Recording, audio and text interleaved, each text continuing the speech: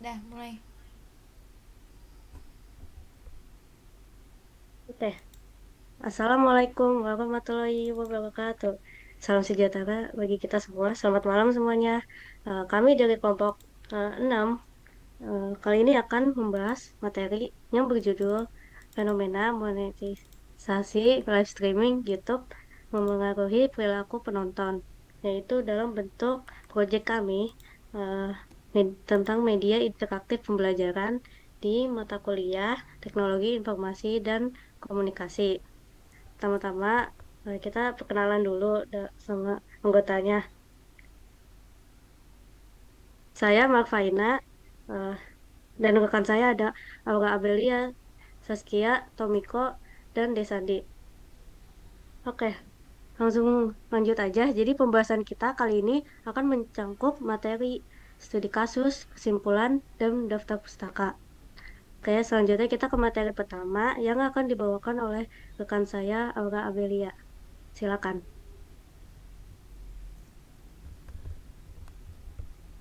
Jadi, kalian tahu nggak sih live streaming itu?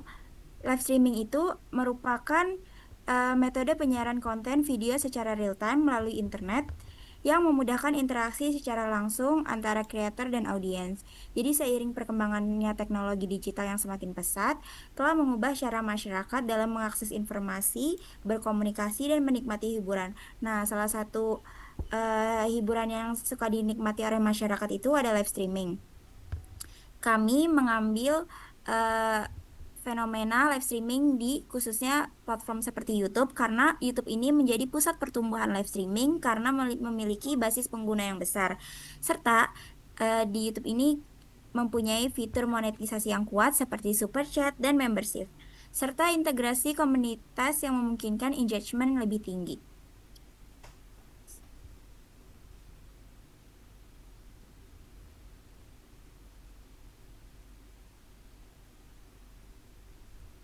Selanjutnya ada konsep dasar live streaming. Jadi live streaming ini kan penyiaran konten audio atau video secara real time ya. Jadi ada beberapa nih elemen kunci konsep dasar yang mendasari live streaming tersebut. Yang pertama ada real time. Jadi konten yang disiarkan ini tidak ada jeda karena dia langsung kan. Dia ada interaksi antara content creator dan audiens. Yang kedua, distribusi digital. Live streaming ini menggunakan internet untuk didistribusikan secara digital dan dikirimkan konten ini dari streamer ke audiens di seluruh dunia. Yang ketiga ada spontanitas dan otentisitas atau keaslian. Jadi live streaming ini menawarkan pengalaman yang lebih jujur dan biasanya mereka tuh tanpa naskah karena spontan. Yang keempat, ada proses teknis. Jadi di dalam live streaming ini melibatkan kamera yang untuk menangkap video atau audio. Selanjutnya, data dikompresi lalu dikirimkan ke server, lalu disebarkan ke perangkat penonton seperti ponsel, laptop, dan lain-lain dalam kurun waktu detik. Selanjutnya, materi selanjutnya akan dijelaskan oleh Desandi. Oke, langsung kalau tadi udah dijelasin tentang konsep dasar live streaming, di sini saya akan menjelaskan tentang fenomena live streaming yang sekarang lagi booming banget di Instagram dan sebagainya. Nah, saat ini perkembangan konten media sosial yang memungkinkan antara pengguna melakukan interaksi secara langsung yang dinamakan live streaming. Hal ini menggambarkan bahwa aspek komunikasi mengalami peningkatan yang dapat merubah perilaku pengguna media sosial yang tadinya kita membutuhkan konten diunduh terlebih dahulu, tapi dengan adanya live streaming kita mendapatkan konten secara instan.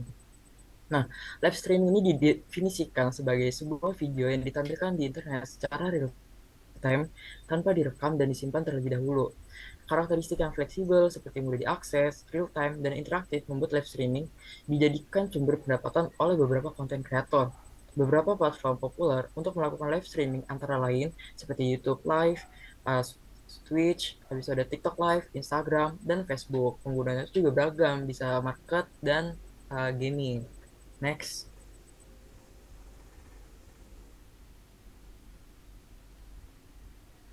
Oke, langsung ke monetisasi live streaming. Pembahasan utama kita. Monetisasi live streaming saat ini sering terjadi dan sudah menjadi salah satu sumber penghasilan oleh beberapa konten kreator. Nah, fenomena monetisasi ini terjadi ketika kreator mendapatkan penghasilan dari hasil interaksi dengan penonton. Selain itu, teknologi informasi dan komunikasi ini sangat dibutuhkan dalam live streaming saat proses monetisasi dan pendistribusian konten tersebut. Nah, kemudian terdapat beberapa mekanisme monetisasi yang biasanya dilakukan oleh konten kreator. Antara lain ada pertama ada gift. Gift ini adalah memungkinkan konten kreator mendapatkan hadiah seperti koin atau uang dalam bentuk digital. Terus kemudian teknologi yang digunakan ini adalah payment dan database real time. Kemudian ada iklan. Iklan. Konten kreator ini mendapatkan pendapatan dari iklan yang dipasang oleh platform dinilai berdasarkan jumlah penonton, durasi, dan jenis iklan. Nah, teknologi yang digunakan proses ini adalah machine learning dan ads targeting AI. Kemudian ada membership.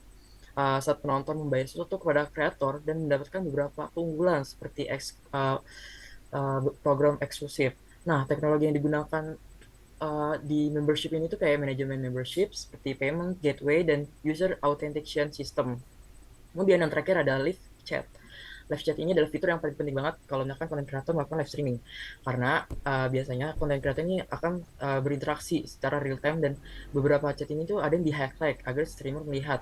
Nah, teknologi yang digunakan adalah low latency communication technology. Next.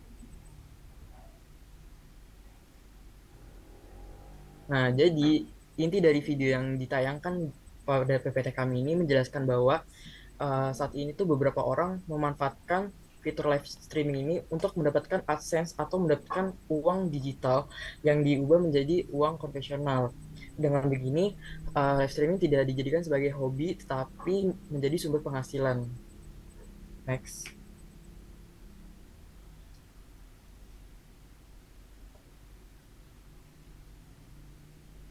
Selanjutnya ada perilaku penonton live streaming. Ada beberapa perilaku penonton saat menonton live streaming.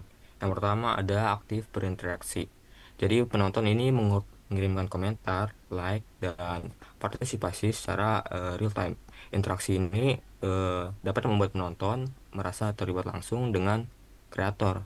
Yang kedua ada pengeluaran impulsif lewat donasi atau gift untuk mendapatkan perhatian kreator atau juga bisa untuk diakui oleh penonton lain. Yang ketiga ada kompetisi antar penonton dalam mengirim pesan berbayar. Eh, Kompetisi dilakukan agar penonton terlihat ingin terlihat seolah-olah menonjol. Yang keempat ada hubungan parasosial, merasa dekat dengan kreator secara emosional, padahal hubungan tersebut hanya sebenarnya cuma satu arah, yaitu hanya penonton yang merasakan. Selanjutnya adalah FOMO atau Fear of Missing Out, takut tertinggal momen sehingga te- terus mengikuti live, walaupun tidak terlalu membutuhkan untuk menonton live tersebut. Selanjutnya ada Zaskia. Oke, next mau bahas studi kasus. Jadi studi kasusnya ini isinya tentang monetasi live streaming, pengaruhnya terhadap perilaku penonton dalam siaran langsungnya konten kreator Reza Arab. Jadi salah satu figur publik ini tuh kan dikenal aktif melakukan live streaming, namanya Reza Arab, yang memiliki basis penonton tuh sangat besar dan keterlibatan audiensnya yang tinggi. Dalam beberapa sesi live streaming yang dilakukan oleh Reza Arab ini tuh terlihat adanya fitur monetisasi kayak super chat atau membership yang tadi sudah dijelasin, yang digunakan oleh banyak penonton untuk mengirim pesan-pesan berbayar.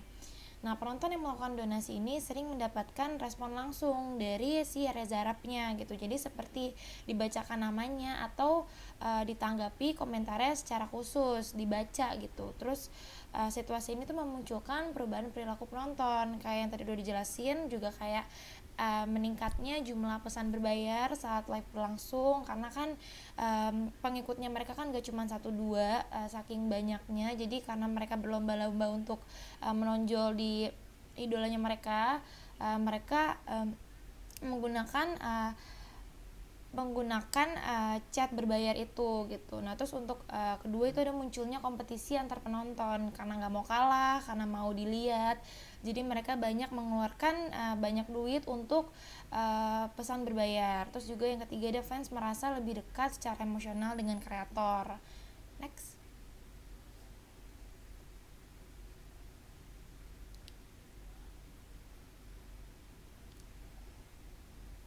Oke.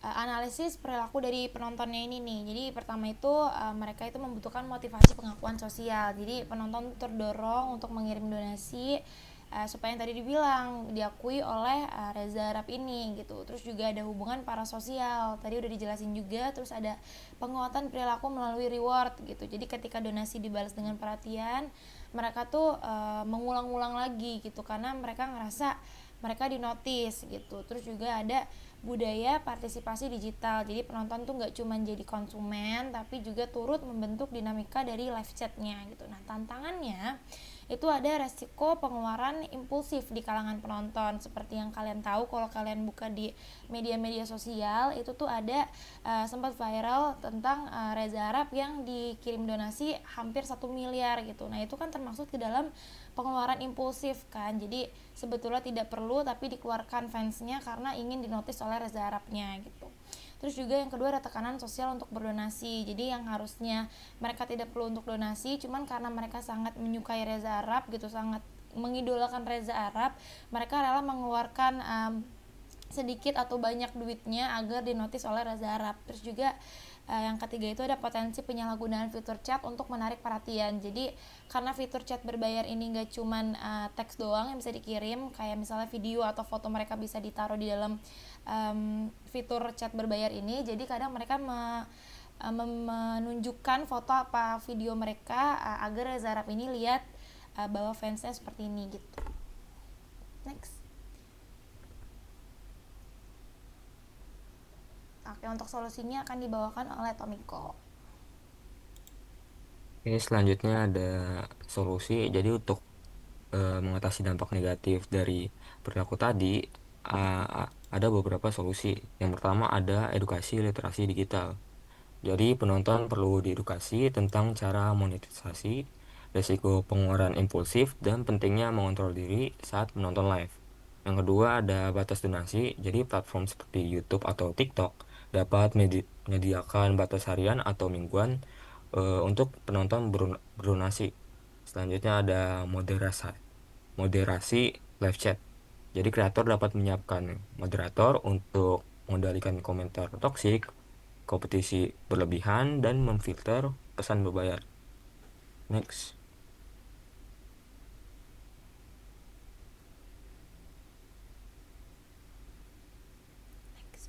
Nah, untuk solusi tambahannya ada transparansi dari kreator. Jadi kreator seperti Reza Arab tadi dapat menjelaskan tujuan penggunaan donasi. Jadi sehingga penonton ini merasa partisipasinya tidak disalahgunakan oleh Reza Arab sendiri. Selanjutnya ada fitur anonim pada donasi. Jadi penonton bisa memilih untuk menyembunyikan nama saat mengirim donasi agar tidak terpicu kompetisi. Selanjutnya ada kontrol diri penonton. Jadi penonton bisa membatasi diri dengan aturan pribadi seperti penonton menetapkan batas donasi, menonton seperlunya, dan bisa juga menghindari FOMO agar tidak terpengaruh tekanan saat live. Next akan dibacakan oleh Mat Faina. Terima kasih Tomiko. Kan tadi udah dijelasin mengenai solusinya. Sekarang kita akan masuk ke bagian kesimpulan. Tapi pertama, siapa di sini yang pernah nonton live streaming? Atau siapa yang pernah ikut komentar atau kayak kasih gift gitu? Kan kemungkinan pasti ada ya. Nah, ini tuh buktinya dari fenomena live streaming telah mengubah penonton yang dari kayak sekedar penonton biasa jadi ke penonton yang lebih aktif. Karena dengan interaksi langsung melalui donasi atau fitur live chat itu eh, memungkinkan audiens untuk menciptain hubungan yang lebih kuat antara kreator sama audiens ya. Karena ketika kayak audiens yang donasi itu kayak kemungkinan besar akan lebih dinotis sama kreatornya. Namun, kondisi ini juga membawa dampak negatif yang mempengaruhi perilaku penonton. Nah, untuk itu penting bagi para kreator untuk menerapkan strategi yang eh, transparan dalam monetisasi dan juga gimana bisa melibatkan penonton secara edukatif. Edukasi literasi digital dan komunikasi yang terbuka dapat membantu audiens lebih paham akan proses live streaming yang baik.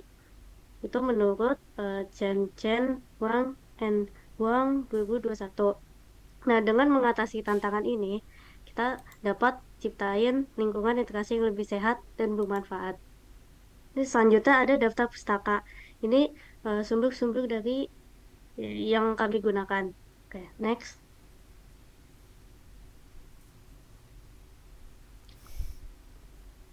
Oke, baik, kita masuk ke bagian akhir. Sebelumnya, terima kasih telah mendengarkan pembahasan dari kelompok kami. Mohon maaf jika ada kesalahan dalam perkataan dan semoga pembelajaran kali ini bisa bermanfaat. Sekian, terima kasih. Wassalamualaikum warahmatullahi wabarakatuh.